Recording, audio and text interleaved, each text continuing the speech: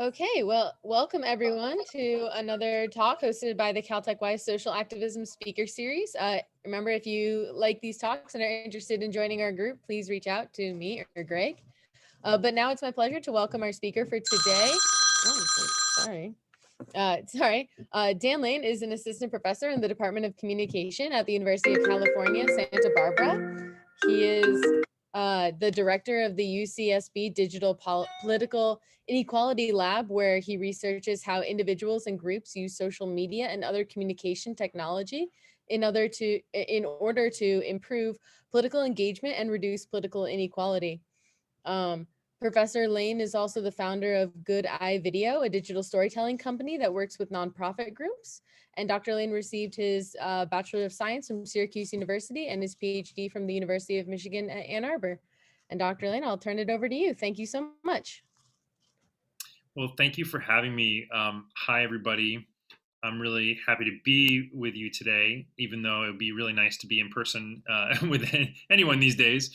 But what I'm gonna do is I'm gonna spend a little bit of time um, telling the story of politics and social media from my point of view. But I think most of our time will probably be hopefully having some discussion, and I'm happy to answer any questions that I can about research in communication on this topic, although many other disciplines look at some of the issues in terms of politics and social media. So let me go ahead and share my screen.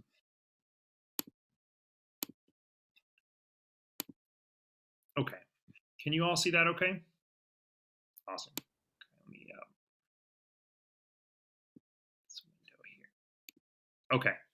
So I want to start actually by asking this question to the audience, and you're welcome to raise your hand and say something or write in the chat.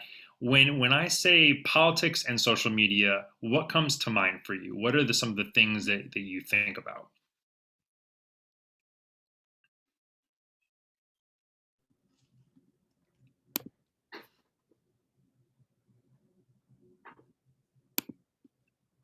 Let's see. Okay, echo chambers. What else? Confirmation bias. Confirmation bias. Lots of infuriating comment sections. No fact checking. No fact checking false statements. Okay, so I think that you all are probably echoing the dominant sentiment about politics, at the intersection of politics and social media, which is to say, get back here, that it's a hot mess, right? We have, I think the word dumpster fire was the word of the year a couple years ago from Merriam-Webster's, and I think it applies to social media in a lot of ways. We see a lot of conflict, a lot of kind of the most visible problems with our politics are identifiable on social media. So I think there are a lot of problems with social media in politics, but I also want to sort of take a step back and try to give you all a little bit more nuanced view of how to think through these issues, and as citizens and students and workers, right, how to think through your role in some of these things. So I think our dialogue about politics and social media usually starts here, that social media is ruining our democracy, that somehow we had this great thing called democracy and politics, and along came technology and somehow transformed it in a way that's now unrecognizable to us. Obviously, I study this for a living, but just as a everyday news consumer, I see this sentiment coming across a lot, and I think there's a lot of truth to it. If we look, we can see again some of the worst elements of our politics appearing. We feel worn out by seeing politics on our social media feeds. I think after this election season, many of us would prefer just to have a break from the incessant drama and conflict that appear on social media. But I think there's really these dueling accounts of social media at work. If we think about the politics of the last 4 years or the last 10 years, right? On one hand, we have sort of the negative view of social media or technology and politics, and there's kind of two strands of this. One is what many of you identified as like the misinformation, sort of the fact that social media gives us a poisonous information environment that leads people to make poor voting decisions, or radicalizes them in some way, or just leads them to hold false beliefs that make it difficult to talk about politics. Another is that social media somehow have made us lazy, right? Where you may have heard of this term slacktivism, that instead of going out there and doing the hard work of activism, we're all sitting on our phones just reading articles and sharing things, right? So that's one narrative. But at the same time, we've seen some of the most influential social movements of the last 20 years, 10, 20 years, fueled by social media. In fact, intimately connected to technology. So there's a tension between these, and I see people switch back and forth, right? Either it's social media is ruining democracy, or the only way for marginalized groups, for example, to contest the status quo is through technology. So I study this in a broad way, and I'll talk a little bit about the research that I do. But the roots of this come from my interests both as a scholar, someone who studies communication, but also in my previous work as a storyteller. So I'll talk about that in a minute. Right now, most of my work is focused on this idea of digital political inequality, which I'll talk about more.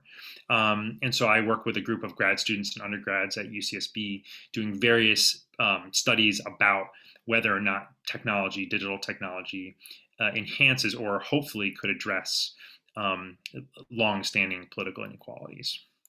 So I began, though, before I ever understood what a study was or how to write an academic paper. I ran a company called Good Eye Video for about a decade in New York City. And what we did is we produced content for nonprofits and social causes, and we put it on the internet, on social media, and we tried to get people to support those causes. And so I had a whole bunch of experiences, both as a storyteller, but also as a user of the internet, of social media, who wanted to have some sort of good impact, right? I didn't want to argue with people. I didn't want to make things more poisonous. I wasn't spreading misinformation. I was trying to do good things. And I came to my own kind of frustrations with the limitations of that, which I'm happy to talk more about this sort of experience later on. But I came away with some reasons to be concerned that were later confirmed as I got my PhD and now study this for a living. And so I think that there are some things that are overblown in terms of politics and social media, but here are some of the things that I think we should really be attentive to when we think about this this type of technology in our politics. The first thing I wanted to bring up is that social media challenge how journalists do their jobs. I think we have seen very clearly over the past 4 years that democracy depends on a strong free press, and that when journalism's ability to create quality information, to be a watchdog to power, when that's challenged and scrambled by the way that social media functions, right, that creates a real problem for the way our politics operates. So again, I'm happy to talk more about that, but that's kind of one of the big challenges that scholars in my area talk about, is how social media as a technology has changed the relationship between the press and the people, and the press and politicians as well. The one that I think many of you might be responding to in your comments is that social media sort of incentivizes conflict in certain ways, right? It heightens the cues to the groups we belong to, and it also emphasizes the self-presentational process through which we want to appear politically sophisticated, or we want to appear righteous towards others. So there's a lot of different psychological mechanisms that are enhanced through the way those social media platforms are designed. And I think that those clearly we can see have negative impacts on how we think about politics and how we talk about politics. Although I'll also talk about how I think that impact is maybe a little bit overblown. I think another important one that all of us probably had in mind over the past few weeks is that social media, it's undeniably something that's linked to radicalization. Both we can think about radicalization of groups outside our country, but also most recently radicalization on the right side of the political spectrum in our country. And so there's a real debate over whether or not these movements would have sort of gained the steam that they had without social media, but this is where radicalization happens, right? There's some great studies on YouTube and how YouTube's algorithm can guide users from certain kind of entry points into conspiracy theories or into radical or white supremacist ideologies. And so the technology is actually encouraging this in a way that we can quantify and identify. So I think that's a reason to be concerned. There's also the fact that these social media platforms, they are hosting a really vital part of our civic and political discourse, but they're controlled by private corporations, and we were seeing this play out in real time. That means we don't have, as citizens, we can't control them for better or worse. And so I think that this is a reason to be concerned, because we are sort of outsourcing a key part of our democracy to private interests. And without regulation, this is a big argument in my field, but without regulation, that will remain a challenge with how to do that. I should also mention anyone is welcome to raise their hand, chime in, feel free, put something in the chat box. I'm happy to take detours here.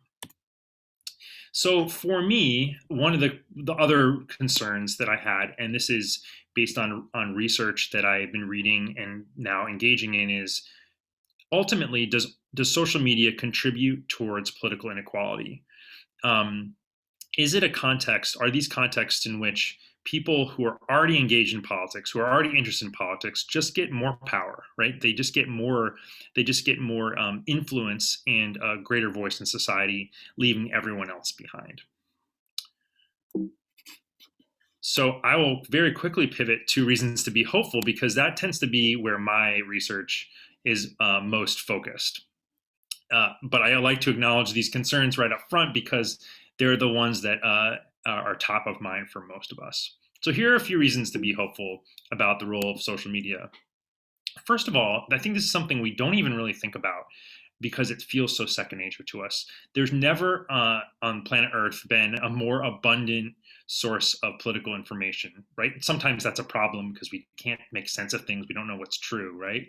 But we don't have to depend on people being able to buy a newspaper anymore, right? Or afford a television set, or all the ways that news access used to be limited by sort of socioeconomic factors. So this abundant source of information, there's some research I've been involved with in terms of a concept called incidental exposure, which is the idea that we can kind of we can stumble across political information in our everyday use of social media, right? And because so many people use social media for non-news purposes, maybe people are getting sort of accidental doses of news that they wouldn't get otherwise. And so maybe this is also broadening the audiences for news and for people who think about politics. So there's a lot of interesting questions around that, but I think that's something we should acknowledge as being an overall asset in a democratic sense. As I mentioned at the beginning, we can't ignore that social media plays a central role in all of the social movements that have globally come up in the last 10 years. Not only is social media sort of a platform for these, but social media helps shape them, right? Who participates in them, the tactics they use when they engage in collective action are kind of rooted in some of these technologies. So I think that if we are hopeful for any of the gains of those movements, we should also be hopeful for social media's role in them. Something that I research that might seem kind of like an abstract idea, but I think social media are also places where we can discover our political selves. And so by that I mean we all have an idea in our head of our relationship to politics. Some people think, oh, I don't care about politics; it's super distant from me. And some people think, wow, politics is a really central part of who I am, right? Knowing about politics, talking about politics, maybe having a particular ideology. And so social media, just in the same way that it can radicalize people in really damaging and negative ways, it can also engage people in the political process. It can give people the confidence to think and talk about politics in a way that they might not have had without that technology. So some of the work, I'm happy to talk more about this, thinks about how social media kind of speeds up that political self-development process, particularly among young people. And finally, I think we're seeing heightened accountability. It's really unpleasant to continue reading articles or seeing news reports of politicians doing bad things. But I think this digital technology gives us a window into monitoring our elected officials that we wouldn't have otherwise.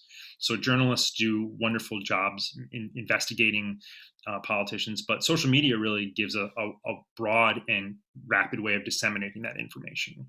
And so a lot of political theorists kind of point out this is a core function of media in a representative democracy, right? To be able to watch the people who you've elected and make sure they're not doing bad stuff and maybe even doing the things they're supposed to do. So that's another reason to be hopeful. Then on the flip side, I'll also mention, I start thinking, well, maybe these technologies also can play a role in addressing political inequality. If we see people, particularly marginalized groups, using these technologies in really creative ways to contest the status quo, shouldn't that play some kind of counterbalancing role? And again, I'll talk a little bit more about that in a second. So I've just told you the most frustrating thing that my students always encounter. Academics say, well, it could be this way or it could be this way, right? But I want you to take away from this talk that it's both things at the same time.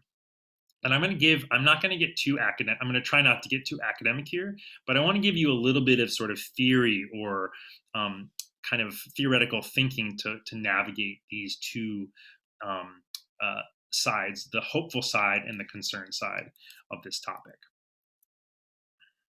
So the first thing that really I think is fundamental to understanding the role of technology in politics is the changing nature of citizenship. So it used to be a century ago, or even maybe a couple generations back, that the groups and institutions that we belong to, that we were engaged in, would help us figure out how to engage in political life. So you were very devoted to your church or your union or your civic league.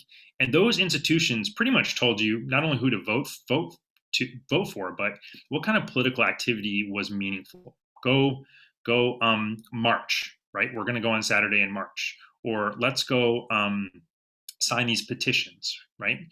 But we've seen over the past 50 or 60 years a trend of disconnection from those groups and institutions. So what that means is that politics has become more individualized, pretty much like every other sector of American life. But this is kind of true across the Western world, is that politics has become about what I want, right? How I'm going to figure out how to engage with the world. And so that leaves a gap. And so some scholars have argued that really this means people have to invent themselves. They don't have these institutions to tell them what to do. So they need to invent themselves. And that in one way comes through sort of this expressive engagement that is dependent on technology. So this changing nature of citizenship should help us maybe put in context the use of social media a little bit more. I don't think it's necessarily that technology has come along and changed us from good citizens to bad citizens. It's just that the kind of citizens, and here I mean our engagement with society, not your technical designation as a citizen, right? Technology doesn't necessarily transform it. I think it's a little bit more complicated than that. Amidst all of this, and here comes the concern about political inequality again, is that politics is becoming increasingly unequal. So here we see people who are wealthier, more educated, white, right, having more influence in almost every observable metric that we can find: campaign donations, participation in organized politics, etc. So there's a real crisis here, and I think technology plays a role in it. But speaking of technology, this is one of my favorite things to ask my students, is I think we're all really freaked out when new technology comes and rearranges our life, right? A new technology is invented, and as people adopt it, it challenges the way we've done things before. But this is not new.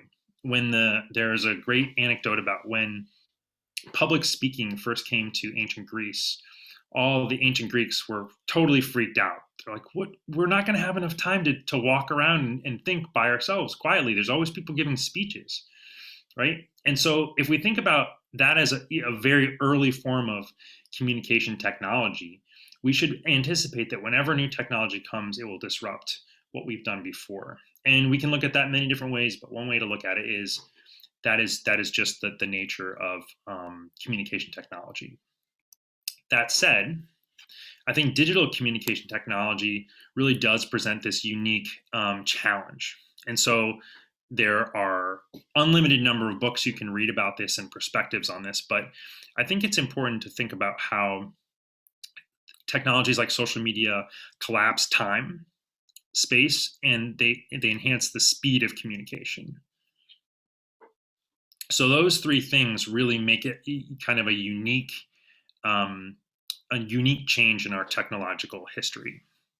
The other thing I didn't put on here is the network nature of these technologies, the fact that they can create social bonds that maybe were impossible to create, right? I can find someone who believes something about politics who lives halfway across the world, and immediately we can form an affinity group, or we can start a social movement, right? Or on the other side, we can radicalize each other in negative ways.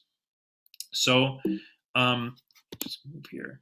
So again, technology and political life shape each other. It's never that technology comes and somehow just changes us. It's that we change technology and technology changes us. So there's one very common approach to this in research on technology that I think is helpful for you to understand. And if you'll bear with me, it's kind of a strange analogy that I'm going to present. But this is known as the affordances perspective. Just take So the affordances perspective basically argues that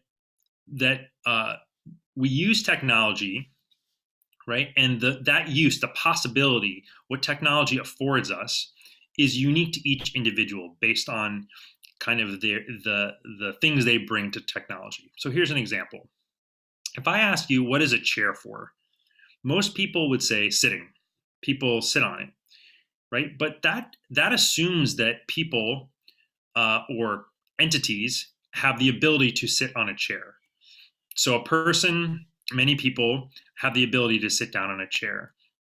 That means the chair affords a person something, right? It gives us this possibility of sitting down, and therefore we use it in a particular way. An elephant does not, unless it's a very well trained circus elephant, does not have that potential, right? So it brings a different set of affordances to an elephant. And so technology isn't this static thing that's created equal for everybody, right? It's what it affords different people depends on the people who we're talking about.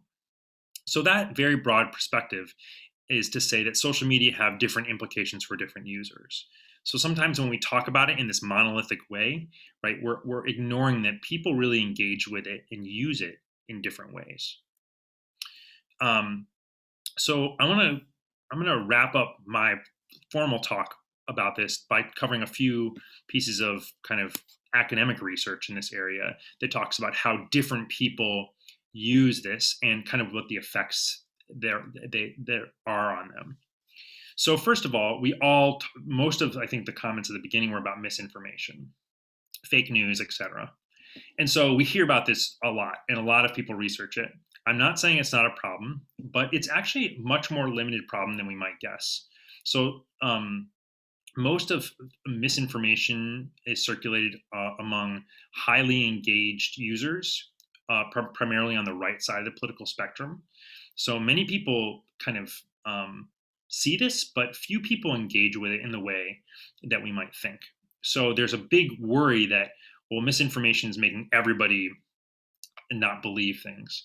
But this is actually more limited than is the case. We might see this change. I think the recent election and the denial of Joe Biden's victory is a very concerning development in this, where really we might see a change of misinformation being mainstreamed on the right side of the political spectrum in a way that we haven't before. And I'm happy to talk more about that.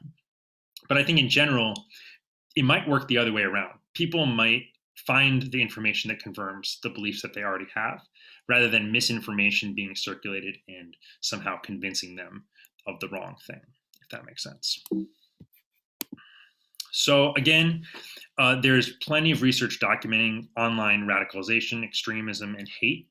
And so here we definitely see that some people take this technology and it affords them the ability to do really destructive things, and so we should definitely be concerned about those things. That is borne out in the empirical research. Again, the disruption of the journalistic process, the ability of President Trump to sort of completely go around the normal process of, the briefing room or releasing press releases, right? He really showed that politicians can speak directly to the people in a way that they hadn't before. And so I think it's something that scholars are continuing to work on, trying to understand how is this technology going to change how politicians do politics. And again, I'll just echo what I said before, is that the lack of oversight and regulation of these platforms is increasingly a roadblock to us doing much about improving their role in politics. I would also add here moderation of content. You'll see Twitter and Facebook, the large social media platforms, really struggling with how do we do this. Twitter just released a new sort of crowdsourced way to moderate content. Facebook and Twitter have used algorithms to do this work, human coders. So this is definitely an area where research has been intense. Then I want to add on the kind of promising side, we see that activist practices are definitely tied to digital technology, but their success is very context dependent. So it's not the case that every activist, to do activism, people have to use technology, but it happens that in some cases, particularly maybe among youth-led movements, for example, technology plays this really central role. There's a whole theory that now collective action happens through the connections we make on social media and through mobile phones, right? So there's a whole set of theories that kind of look at this and see that organizing itself has really changed because of the ability to connect with people, rather than sort of this top-down approach to collective and political action that has been standard in the past. There's not, this is my own, I guess, hobby horses, there's not convincing evidence for slacktivism. So again, there's this idea that instead of going out and doing something quote unquote meaningful, we're all sitting inside clicking on links and sharing things. But it actually tends to be that people who are engaged in politics on social media are the ones who are out at a in-person protest or who are voting. Right? So we actually see mainly positive relationships between online and offline political participation.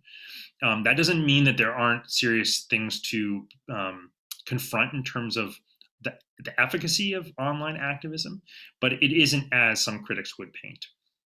And so I've done a little bit of work on that, and others have as well, kind of minimizing this slacktivism narrative.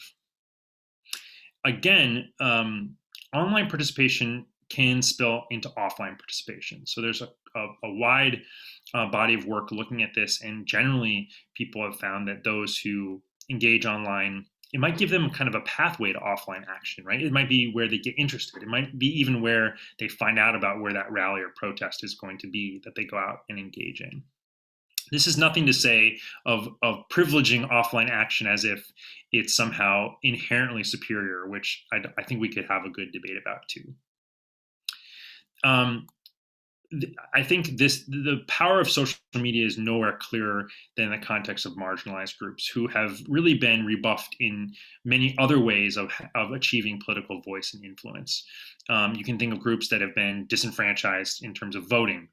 But social media is an open platform for them to not only collectively organize, but to create spaces where they can build solidarity, share experiences, and kind of cope with these experiences of marginalization. So there's really great work on this in communication, looking at the role of social media for marginalized groups. So again, I'll just end with a mainly open question, and then as we chat, I can talk more about political inequality, but that's the thing I'm concerned about is, does this make just the rich get richer, right? Or is somehow there's some equalizing force here? So again, this is the question that I spend most of my time on, and we're just at the beginning of a lot of this work. But the answer again is it depends, right? There might be ways that it exacerbates and addresses political inequality at the same time, depending on the group we're talking about. So just to quickly wrap up, I like to give people some sense of where we can go from here. Like if we think about that image I showed at the beginning, social media just seems like such a mess in terms of politics. We just want to shut it off. Um, Many people are kind of advocating for just like quitting Facebook or just kind of trying to get this out of our political life. I think that makes sense. But the first step is resisting both the utopian and dystopian narratives about this. Like all communication, human communication, there's some good parts about it, there's some bad parts about it. And we're never going to be able to get anywhere by focusing on one or the other. I think on a personal level, I encourage all of you, and I'm sure this audience probably already does this, but critically consuming news, thinking carefully before you share something, and finding productive ways to engage in politics on social media. A lot of people are finding local politics to be a really fruitful point of entry. So just connecting with people in your community where things tend to be a little bit less partisan can be a really productive use of social media. So that might be something that you consider. In terms of this is not maybe something that each one of us can do, but there is a big movement to design social media in a more fruitful way for politics. So again, we tend to think about these platforms, Facebook, Twitter, they're immovable. They are what they are in politics. They sort of like are a sledgehammer that's hurting our politics. But we have always been able to redesign technologies to make them better for society or better for us as individuals. So there's a big movement. It's called civic public infrastructure is one of the names of this. If you want to check it out. So there's a lot of brilliant people thinking about, well, if we wanted to make a better social media platform for politics or for democracy, what would it look like? What kind of features would it have? How would it include voices that sometimes get silenced in these spaces? And how would it avoid some of the problems of misinformation and radicalization that we see on other social media platforms? So we can talk more about that too. Again, I want to reiterate this because I think it's super important. It's important to focus on the context and not just the technology. And here, I always encourage my students to think about the political problems we see on social media. Where did they come from? Well, they came from other social forces that have long histories and deep roots in our society and in the way we live our lives. And so when we think about designing technology, we need to focus on what different users bring to those technologies, and not just the features and such that social media already have. So here we're thinking about the different political goals and needs that different users bring.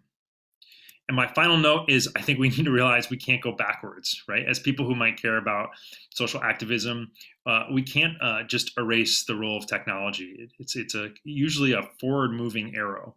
And so I think the best we can do is try to be better users of technology and also better designers. I think the public has a role. We all should have a role in deciding how these environments should be structured so we can not feel so cynical next time we talk about this together.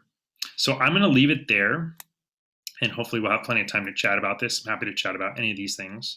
And then here's also my email. Feel free to email me if you have any questions and such, and I will stop there.